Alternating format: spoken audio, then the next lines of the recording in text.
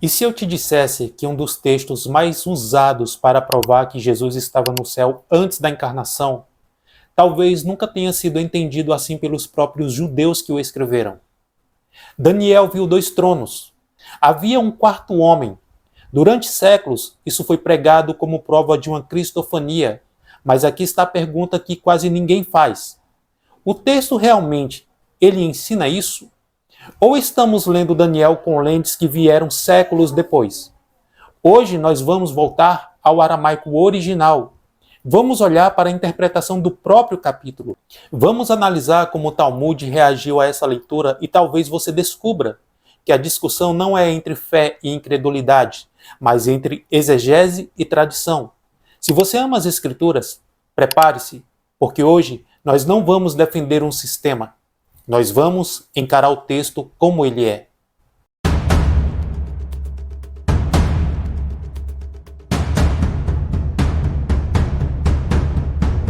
O texto está em aramaico, não em hebraico. Daniel 2, 7, a declaração de Nabucodonosor é Damer Labá Elahim, literalmente semelhante a um filho dos deuses. Observe alguns pontos fundamentais aqui.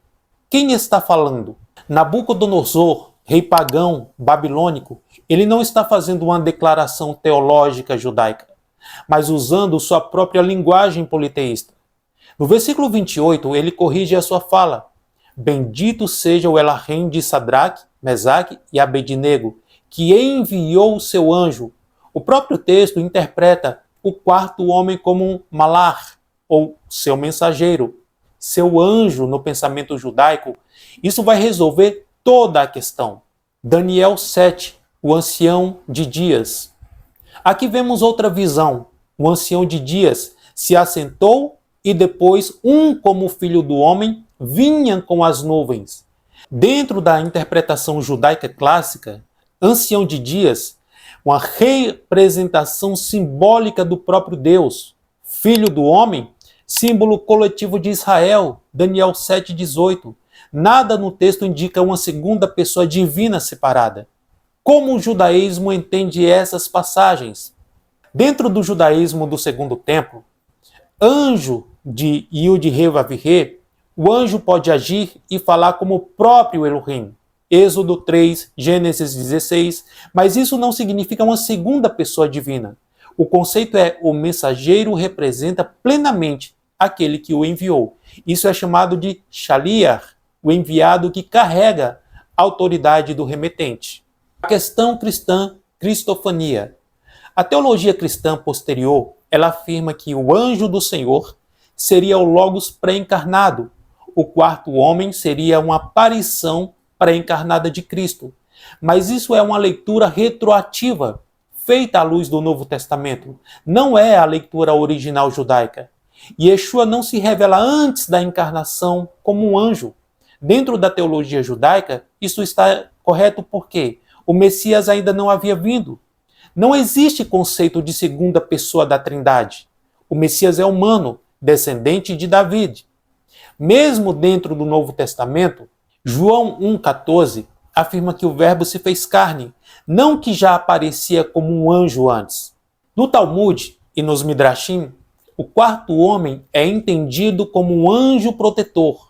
Alguns sugerem Gabriel, outros simplesmente um anjo, enviado por Deus, mas nunca como Messias pré-existente. Dentro da linha hebraica, o texto de Daniel 3, ele identifica o quarto homem como um anjo.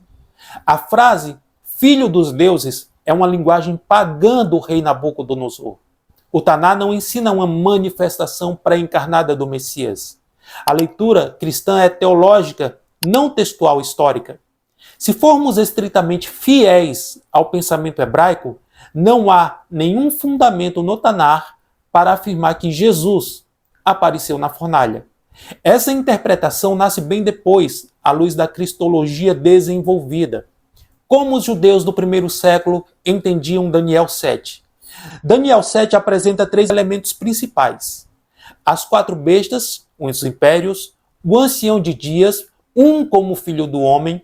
O próprio capítulo, ele interpreta os símbolos. A chave está em Daniel 7,18 e 7,27. Os santos do Altíssimo receberão o reino.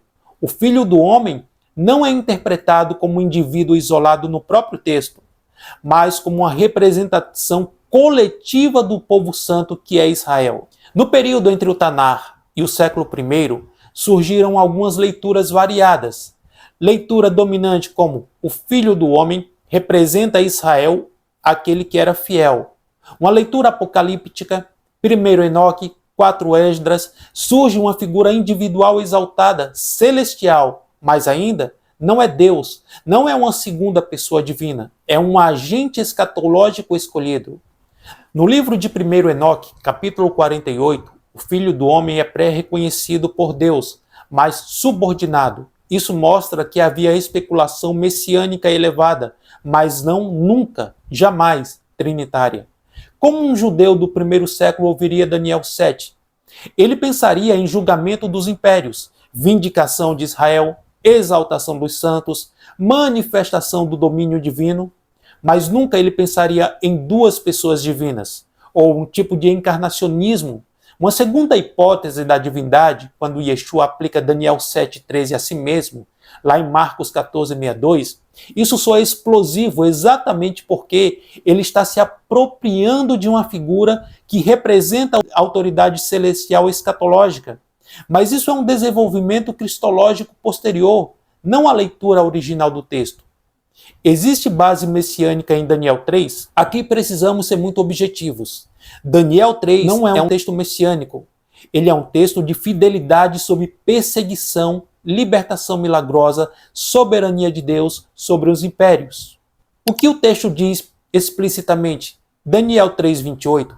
Deus enviou o seu anjo. O próprio narrador interpreta o quarto homem como anjo.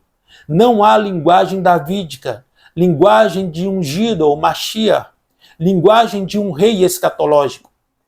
E aí vem a pergunta, então por que alguns cristãos veem Cristo ali? Por 3 razões teológicas posteriores. Tipologia, Deus no meio do fogo, Cristo conosco no sofrimento, paralelos com o anjo do Senhor, uma leitura retroativa após João capítulo 1. Mas isso são leituras teológicas cristãs, não história. Agora a questão mais profunda. Havia no judaísmo um espaço para uma figura celestial exaltada? Sim, mas com limites. Exemplos, Metatron, literatura mística posterior, Filho do Homem, apocalíptico, sabedoria personificada de Provérbios 8. Porém, essas figuras nunca rompem o monoteísmo absoluto do Shema. O Senhor, o Eterno, é um, Deuteronômio 6:4. O judaísmo do século I tinha flexibilidade conceitual, mas não trinitária. A heresia das duas potências nos céus. No Talmud aparece a expressão seguinte, Shetei Reshuviyot Be-Shamayim, duas autoridades nos céus. Essa ideia é explicitamente condenada. A conclusão rabínica tradicional, um trono para julgamento, um trono para misericórdia, ambos pertencem ao mesmo Deus. Ou seja, o plural não indica duas pessoas divinas. Antes da consolidação rabínica, no segundo e terceiro século, haviam algumas fluidez, ideias judaicas sobre figuras celestiais exaltadas. Exemplo, 1 Enoque, literatura apocalíptica, conceitos de Menrá, Targumim. Depois do crescimento do cristianismo, o próprio judaísmo delimitou fronteiras teológicas mais rígidas, combateu qualquer leitura que surgisse pluralidade divina. O Talmud reagiu de 3 maneiras, reinterpretando textos como Daniel 7 de forma estritamente monoteísta, declarando duas potências nos céus como heresia, redefinindo o Messias como totalmente humano dentro da tradição rabínica. Daniel 7 não pode sustentar uma cristologia.